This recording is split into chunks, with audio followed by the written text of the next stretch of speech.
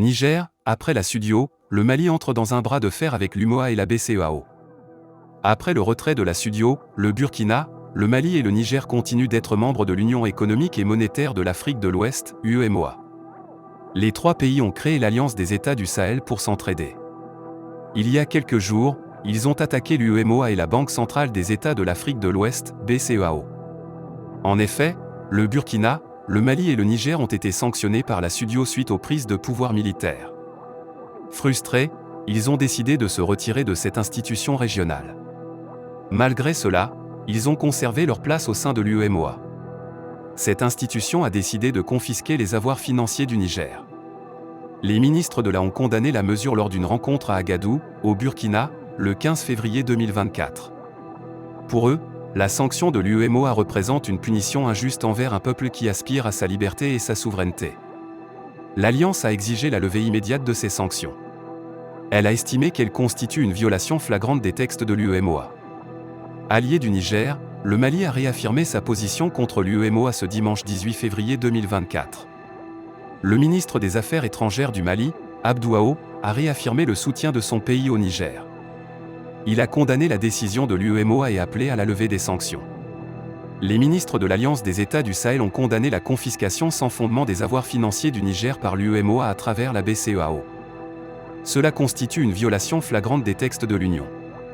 Les ministres ont exigé la levée sans délai de cette mesure inique, qui ne vise qu'à punir injustement un peuple dont le seul tort est d'aspirer à la seule jouissance de sa liberté et de sa souveraineté et à la prise en main de sa destinée. Lors de la réunion des ministres de la, les conclusions d'Agadou ont été présentées.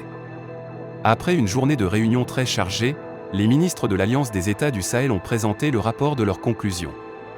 Ce rapport, lu par le ministre des Affaires étrangères, de la coopération régionale et des Burkinabés de l'extérieur, Karamoko Jean-Marie Traoré, indiquait que dans le cadre de la poursuite des concepts sur l'opérationnalisation de l'Alliance et conformément à la vision commune des trois chefs d'État, cette rencontre à Agadou avait pour objectif de préparer l'ensemble des documents qui seront soumis à la validation de la conférence des chefs d'État membres de l'Alliance.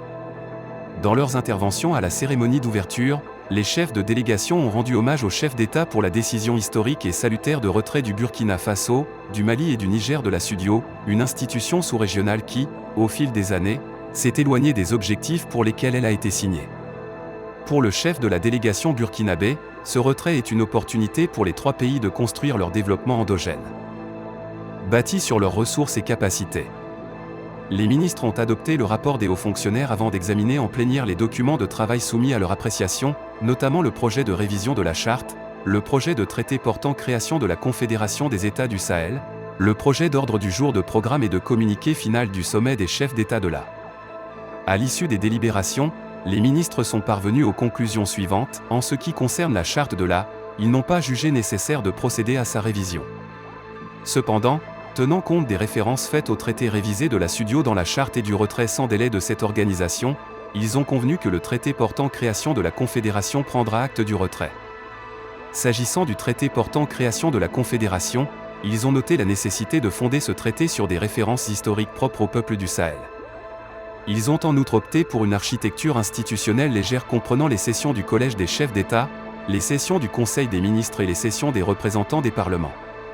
Par ailleurs, ils ont engagé les ministres en charge des affaires étrangères à poursuivre la réflexion sur le traité en vue de son avant la tenue de la session inaugurale du sommet des chefs d'État.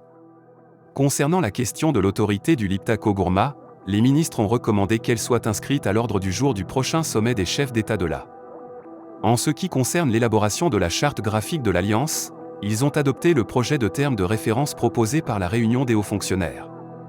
En attendant la mise en place définitive de l'Alliance, les ministres ont approuvé les propositions de mesures et d'actions urgentes pour renforcer sa visibilité et son appropriation par les populations de l'espace et par les partenaires. Ils ont formulé plusieurs recommandations, notamment, définir la feuille de route de la Confédération des États de la, accélérer la mise en œuvre des mesures et actions proposées dans le cadre de l'organisation de la communication et de l'élaboration de la charte graphique de l'Alliance, élaborer dans les meilleurs délais des projets de protocoles additionnels relatifs à la répartition des compétences entre la Confédération et les États confédérés, des projets de protocoles additionnels relatifs à la libre circulation des personnes et des biens, à la défense et à la sécurité, pour faire face aux implications liées au retrait des États de la SUDIO, mais aussi la mise en place d'un cadre de concertation pour gérer les implications liées au retrait. de la SUDIO et identifié les partenaires stratégiques. Les ministres ont condamné la confiscation illégale et illégitime des avoirs du Niger par l'UEMOA à travers la BCEAO. Ils ont exprimé leur solidarité au gouvernement et au peuple nigérien et exigé la restitution sans délai des avoirs. Ils ont en outre fait une motion spéciale de solidarité au peuple du Niger. Niger, la commission anticorruption et des avocats dénonce la violation des droits de leurs clients. L'Ordre des avocats du Niger a dénoncé de graves violations des droits des personnes visées par une commission anticorruption créée par le régime militaire au pouvoir depuis le coup d'État de juillet 2023, qui a renversé le président civil Mohamed Bazoum. Le barreau constate avec une vive inquiétude que des citoyens sont convoqués dans les locaux de la Commission de lutte contre la délinquance économique, financière et fiscale, COLDEF, où ils subissent des interrogatoires sans la présence de leurs avocats, déplorent les avocats dans un communiqué consulté dimanche par l'AF. Cela constitue une grave violation de leurs droits, notamment de défense, s'indigne-t-il, précisant avoir alerté le procureur général et le ministre de la Justice sur la gravité de la situation. Créée en septembre dernier, opérationnelle depuis décembre, cette commission a pour mission principale le recouvrement de tous les biens publics supposément illégalement acquis ou détournés sous l'Ancien Régime.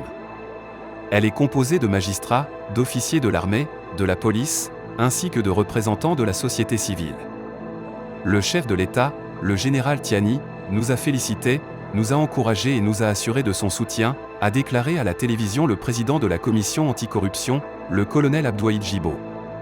Personne ne sera épargné, quiconque a touché un franc du Niger le remboursera, a-t-il prévenu. Il a assuré que la commission a déjà recouvré plus de 12 milliards de francs CFA, plus de 18 millions d'euros, versés au trésor nigérien et que 3,705 milliards, 5,6 millions d'euros, devraient être engrangés dans les prochains jours.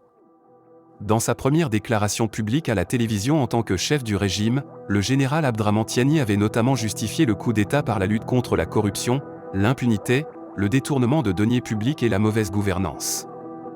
Depuis le coup d'État du 26 juillet, plusieurs dignitaires du régime déchu, ministres, députés ou responsables d'institutions publiques, avaient été arrêtés et écroués dans différentes prisons du pays.